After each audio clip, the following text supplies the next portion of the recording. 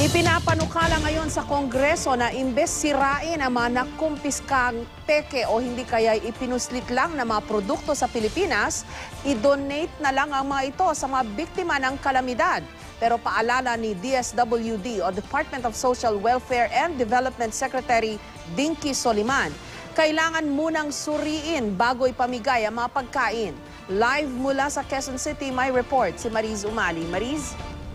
Jessica, simple lang naman daw ang dahilan para di raw masayang at mas marami pang makinabang. Kaya ipinapanukala ni Congressman Rufus Rodriguez na i-donate na lang sa mga biktima ng kalamidad ang mga makukumpiskang smuggled at pekeng produkto.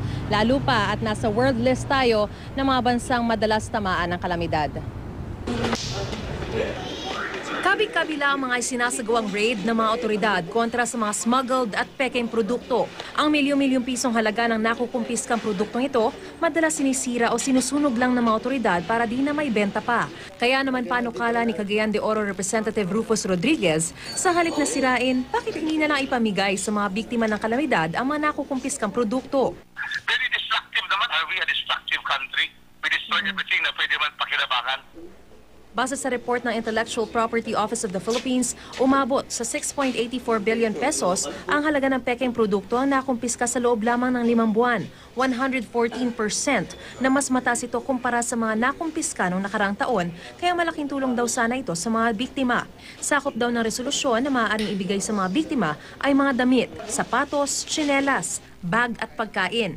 Pag-aaralan daw ito ng DSWD pero tanging mga non-perishable goods o mga di nabubulok ang tatanggapin nila kung sakasakali at hindi pagkain. Kailangan may maliwanag na guideline kung paano isasagawa yan. Kasi kung hindi namin diliwanagin at magkakaroon kami ng mga panuntunan, baka pumasok yan sa ukay-ukay market. Kung kain, hindi namin, I would not accept because these are confiscated goods. That means we need to check. Kailangan siguraduhin fit for consumption pa. No legal implication because this will be by resolution and by law that this should be given. Nasa Ways and Means Committee na ang resolusyon at nakatakdang talakayin sa pagbubukas muli ng sesyon ngayong Nobyembre. Jessica, bahagi ng resolusyon ay ang pagtitiyak na talagang mapupunta sa DSWD ang mga kumpiskadong goods at masisiguro rin na hindi magagamit ang resolusyon o yung batas oras na ito ay maaprubahan na para makapagpalusot ng mga smuggled materials sa ating bansa. Jessica? Alam ko may issue rin tungkol sa mga recycled na mga damit, Barise, di ba? Kasi dinidiscourage na yan ng ating gobyerno at kahit sa Kapuso Foundation natin dahil yung mga recycled na damit, minsan hindi rin daw yan safe dahil hindi alam kung saan nanggaling at saka mahirap din ipamigay ang mga recycled na damit madalas kasi yung shipment pa lang hindi siya practical.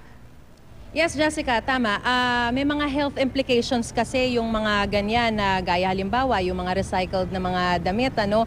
Pero ang lahat na ito kasi ay wala pang malinaw na detalye dahil ito raw ay una, nasa first stage pa lang ito sa Kamara, sa Ways and Means Committee at hindi pa raw talaga yan natatalakay. Pangalawa, ayon naman sa DSWD, kapag sakaling maaprubahan na yan sa Kamara o sa ng legislative branch, ay talagang magkakaroon dapat ng malinaw na mekanismo. So marami pa yung mga possible na mag-crop up na mga concerns or questions na lahat ay paplansyahin sa implementing rules and regulations sakaling magkaroon na ng batas. Jessica. Maraming salamat sa iyo, Mariz Umali.